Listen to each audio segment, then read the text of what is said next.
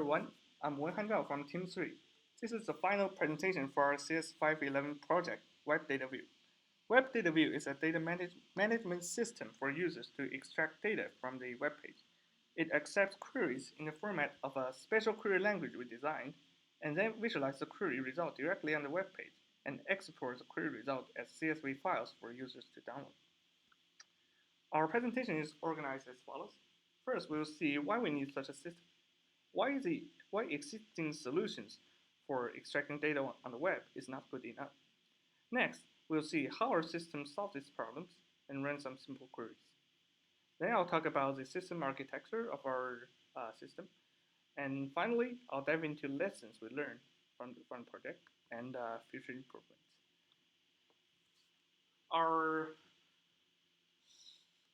The existing methods, like web crawlers, are rule-based methods and requires a web page to be static. It cannot be reused for different web pages and cannot handle web page structure change. Also, it's not very friendly to non-programmer users. Our web data view, however, has a very cool user interface and let users to enter query directly in the Chrome extension and visualize the result. It also solves the robustness problem. A single query can run on different websites or run on the same website at different time. We use Flask backend framework to support our query processing, so it's also very efficient. Now let's run some demo. Let's go to Amazon first. We search computer. I'll run a query here to extract all the titles of the computer products. This is our system. I'll enter my name, login. Query name is Q1, and I'll copy the query here.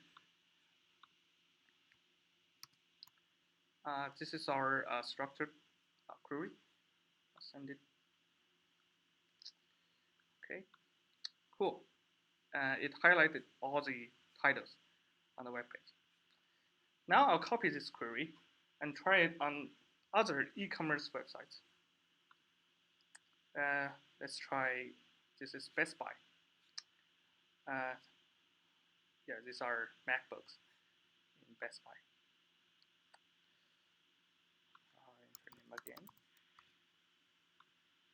Query name becomes Q2. And this is the same query. Same query here. Okay. Let's visualize. Yeah. As you can see, the titles are highlighted. Finally, let's try eBay. This time I try iPhone X. eBay, yeah, these are iPhone X. And start our system. Okay. This will be Q3 and same query. Let's visualize it. Cool. The titles are highlighted. So you can see it's very robust. Okay, let's look at the overall architecture of our system. We made a big change in our architecture after the midterm. So there are two phases. This is phase one. In phase one, our architecture looks like this. In this architecture, we use Selenium to rerun the web page by the URL sent from the query parser, and LXML to parse the DOM tree. However, here is a huge problem in this architecture. How Selenium renders the page could be different from what the user sees from the front end regarding size, location, and some other various properties of DOM objects. So in the first phase, we actually cannot visualize all the results because some of the XPaths returned are not valid. So in phase two, we removed the Selenium and prevented to re-render the page. Instead, we serialize the DOM structure of the web page and send the serialized DOM elements to our backend. Every node in the DOM tree gets a unique ID. IDs of DOM elements satisfying our query will be returned from the backend after the query execution. Additionally, we added record inference in the backend. We matched query result of two or more fields with a distance function we defined and infer a container of each group of matched fields as a new field called record. Besides, in phase 2, we improved frontend so we can visualize query results and export the result into CSV files. Now I will try a query with multiple fields and output the file for the result. Let's go to Amazon. Yeah, refresh the page here. Let's still try computer. These are computers. This time, I'm not just highlighting the title. I want the titles, price, and the whole record to be highlighted. So this is new query here with multiple fields. Let's try it on our system. Looks like refresh. Let's restart the server. Cool. Yeah.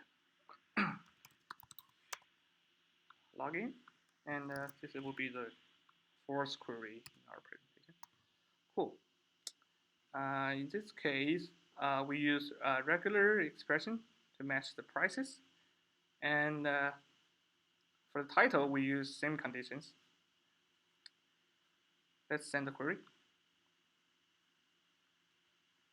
Visualize. Cool. And this time, we not only get the title highlighted, we also have prices and the whole record of each element. Now let's output CSV file, and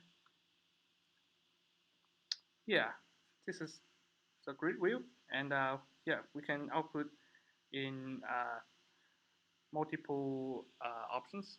We choose CSV file to output. Yeah, we can download it. Cool.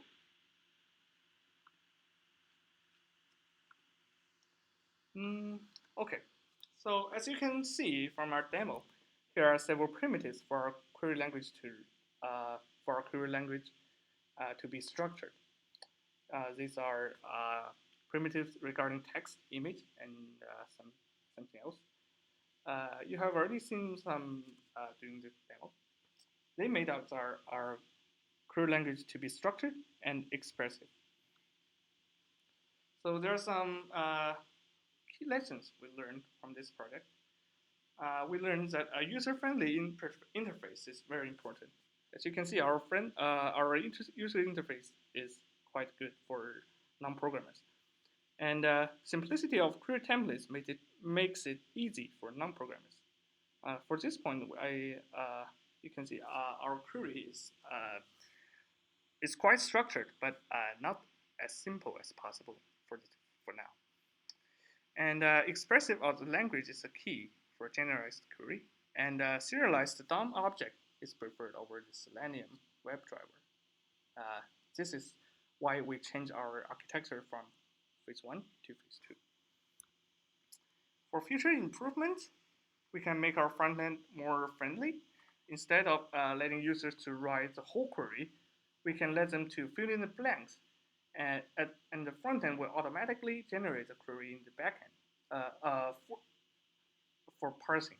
Yeah, we can also add more primitives, like we can get involved with CSS properties or add aggregation to our query language. What's more, we can also extract multiple pages once at a time, given a starting page, which will make our query result more complete.